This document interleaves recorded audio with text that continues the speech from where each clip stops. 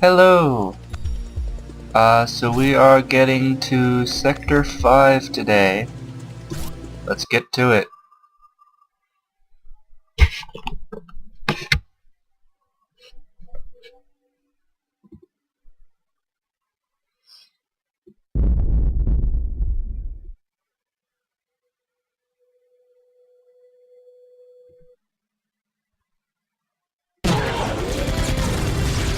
Oops. Alright, so now this is where things are really getting interesting, because now we've got the Kamado and the Tayson together, and they really don't like each other very much. So this is where they're just going to be beating each other up all over the place, which does a lot of the work for you. It's kind of nice to be able to come in here and sweep up all of the leftover nanotech.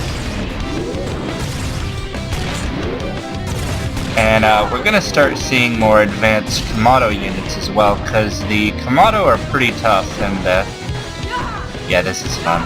Alright, Kamado have a lot of much stronger units than the Tayson. They really actually outclass them pretty badly, so that's going to get kind of hairy. And I think that we are pretty much set to max out our cracking skill in this sector. So at that point, you know, no door will be able to get in our way, except the indestructible ones, I guess. So we're just gonna max that out, and then I figure I should probably give myself a little bit more health, considering I've gotten this far on what, six health points.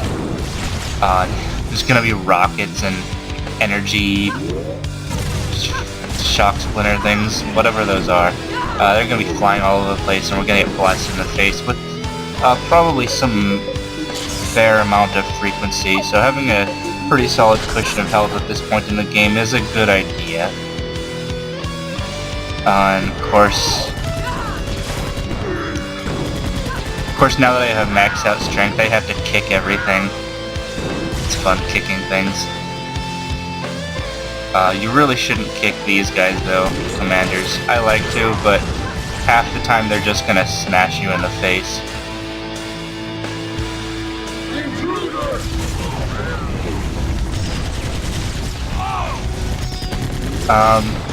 As you can see, even kind of the basic Kamado trooper can kind of almost stand up to at least have a decent fight against the higher level Tayson troops.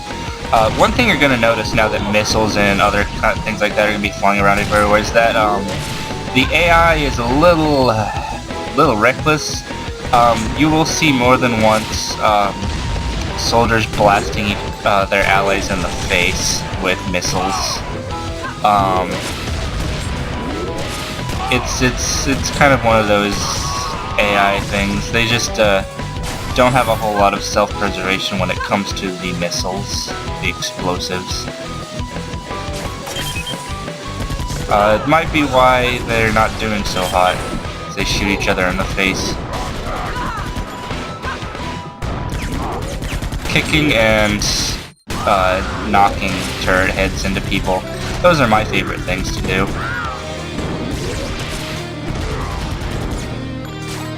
Yeah, don't try this at home, kids. Oh wait, did he just bounce off an invisible barrier? Weird. Okay, so now we're gonna want to find a cracking terminal. This is the best when you can bounce them off the walls. Don't quite have it. There we go. And the game will tell you later on that if you actually kick them a bit in the air, kind of air juggle them once they're dead, they'll drop extra nano.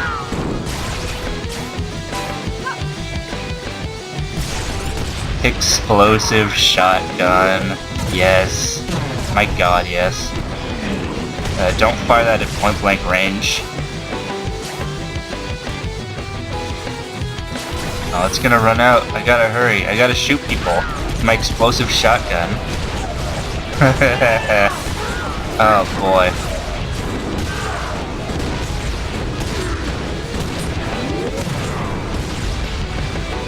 Okay, I kind of blitzed that guy, but that was a new Kamado, the Berserker. Berserkers are basically upgraded versions of the Troopers, and there is a few vital differences. Still no cracking. A few vital differences between them.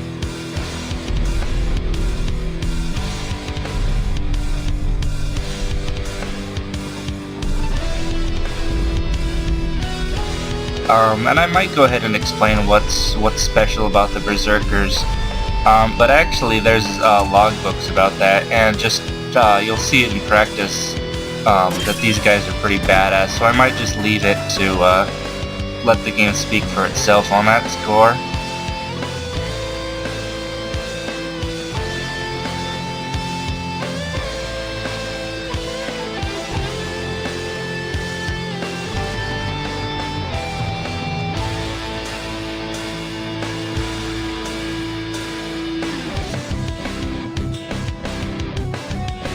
You gotta love the advertisements.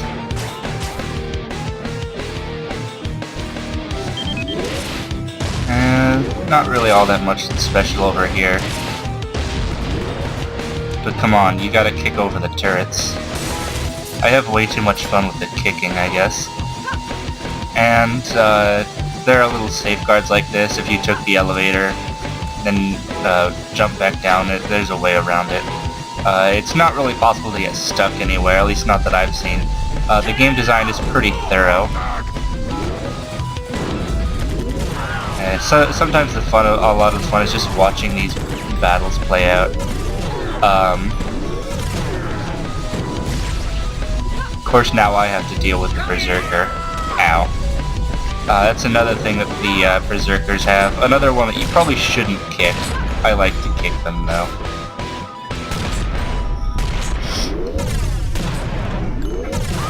Ow. Yeah, like I said, we're gonna get hit in the face quite a bit. And the other thing about Berserkers is that they don't leave a body, because their suit is programmed to blow up when they die, so that none of the technology can be recovered from their remains. They're pretty hardcore like that.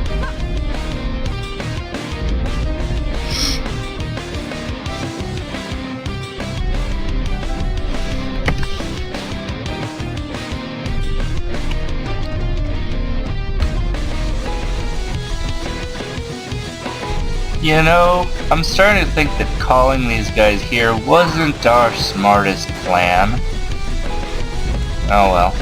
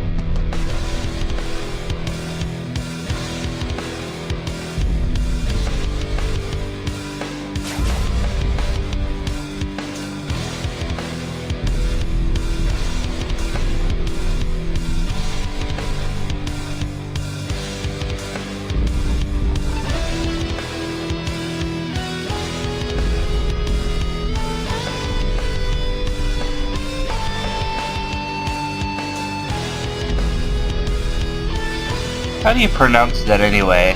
I always thought it was like Siratako. But yeah, that is another notable bit of background lore, is the disaster of Siratako, which the Taysen have talked about some. And so that really ties back to the Annihilators. We'll be seeing more of the Annihilators soon enough. Not that you really want to run into one of those guys, but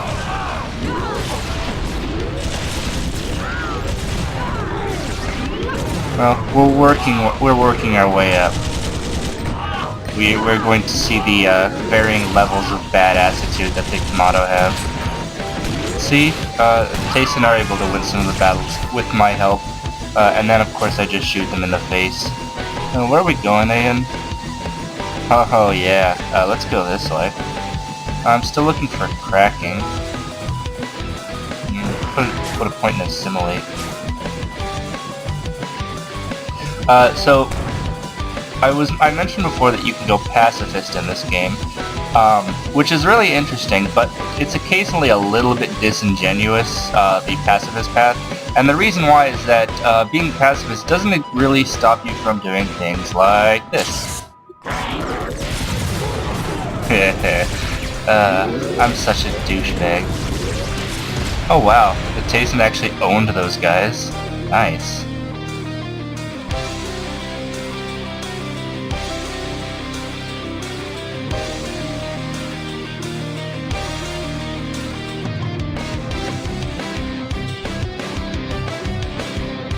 Oh, awesome. So I am the only living thing in this entire base that the turrets will shoot at. That's just fantastic. Of course, I'm not really threatened by the turrets either, because they're really not that much of a threat. It's really just fun to kick them over. It was a nice try though.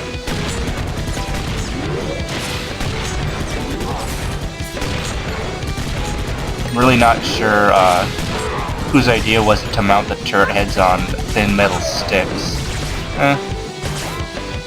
I guess it saves on a construction material.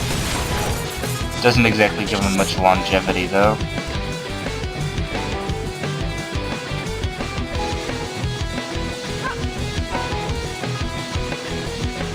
And now we're here in a gigantic shaft of some sort. Come to think of it, when this place was inhabited by humans, how exactly did they get around? Seems a little inconvenient. Is it just a series of balconies? I don't know. There doesn't seem to be any kind of, I don't know, ladder or elevator here. It seems really hazardous. Oh, here we go. So now we get electronic mastery. And among the special traits, this one isn't really all that exciting. Basically, it means that there's no consequence for failing to crack. The cracking minigame isn't really all that hard, though. More health. So it's really not a big deal, for the most part. We'll maybe open by the terminals on floor 9 and 6. Oh wait, this terminal has a message on it? That's weird. Yeah, I haven't played this game in a while, so there are some random things I've forgotten.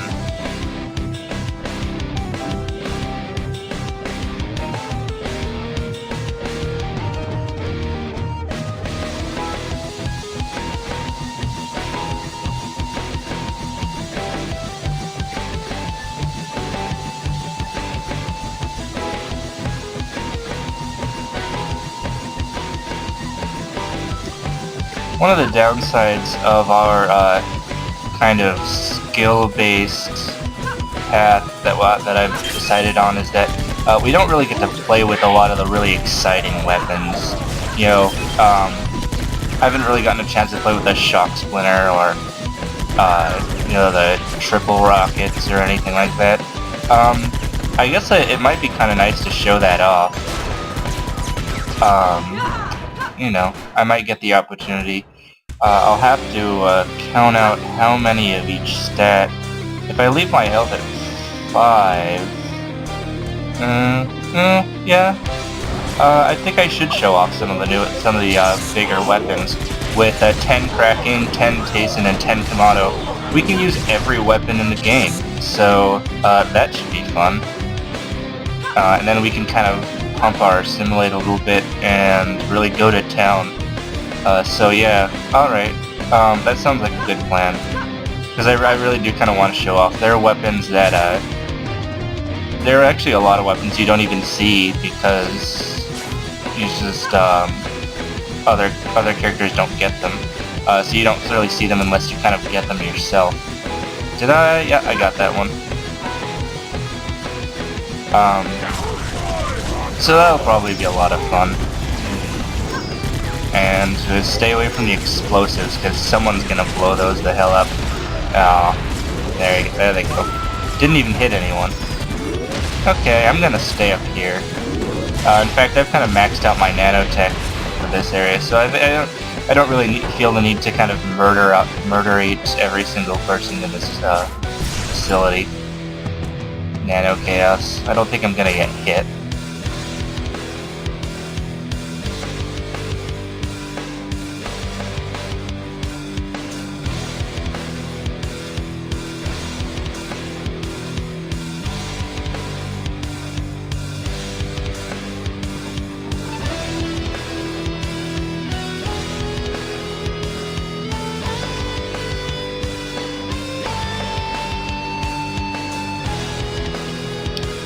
I just love this little side plot saga about these two younger Tayson.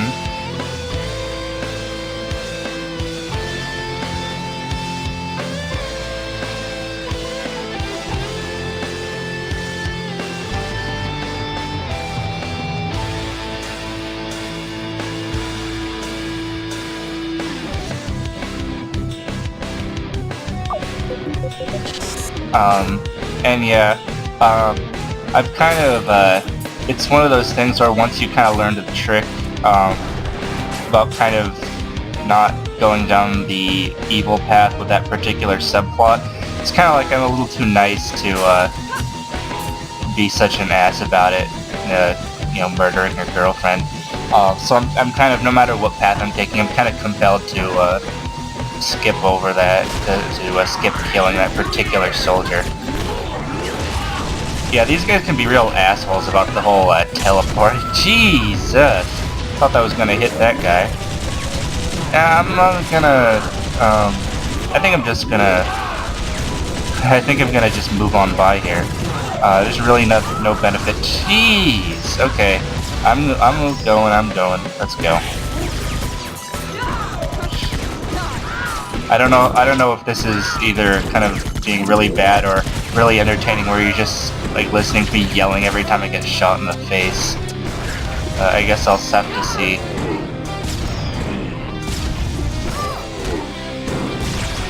I don't know. I guess it's awesome when I'm like all hyper competent and awesome and stuff, but maybe this is funnier.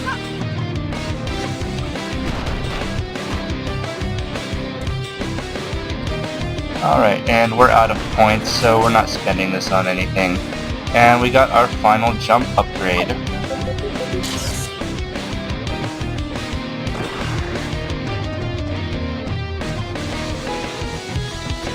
It's always really refreshing to get that third jump upgrade. Once you beat the game, and then you kind of be like, oh, I want to try a different path, so I start the game over, and then you're like, oh no, I've got like a only 5-foot high jump now. It kind of takes some getting used to. I guess that's how it is in every game, where you kind of get used to being awesome and godlike, and then you start a fresh game, and then you're all weak again.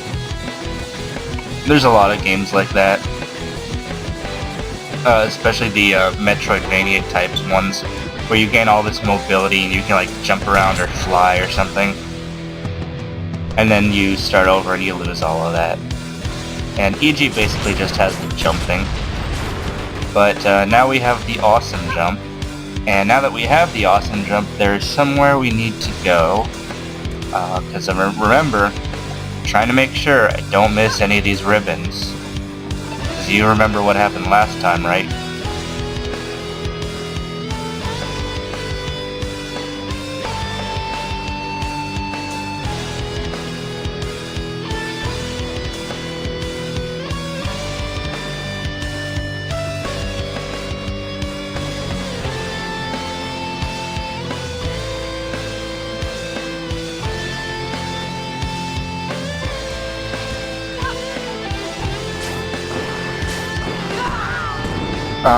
So it's kind of a weird thing where it's pretty strongly implied that Iji is hallucinating the ribbons.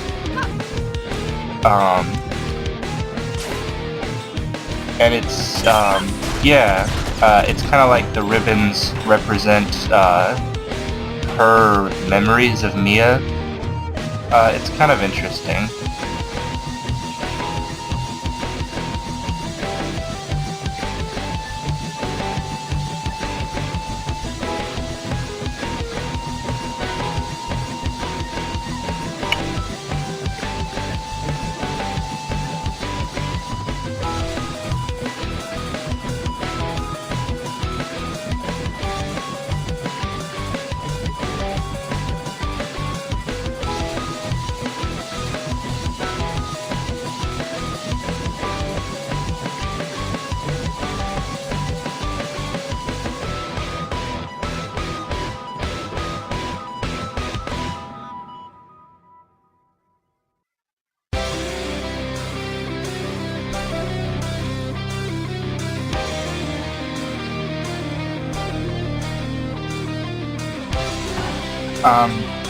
Come to think of it, I kind of wonder, is that something that actually happens when you're in some kind of like high stress, like combat situation, you start hallucinating?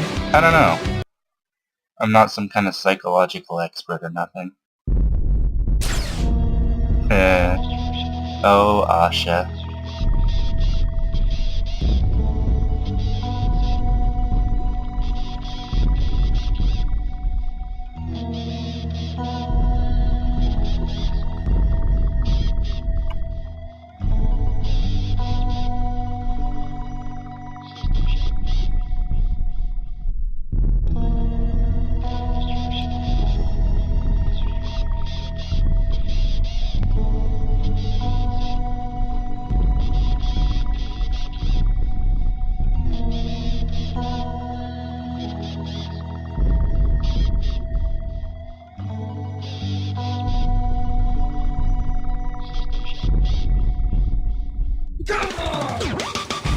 So, this is our first encounter with an assassin, and assassins have a way of not being in places, as you can see.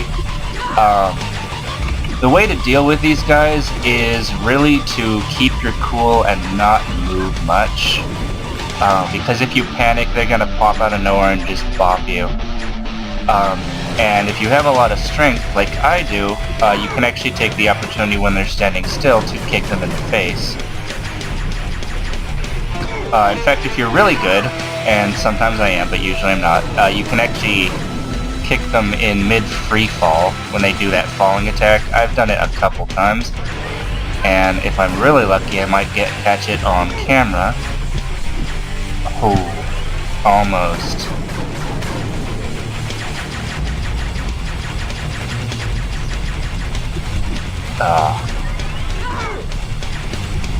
Yeah, see? Just like that.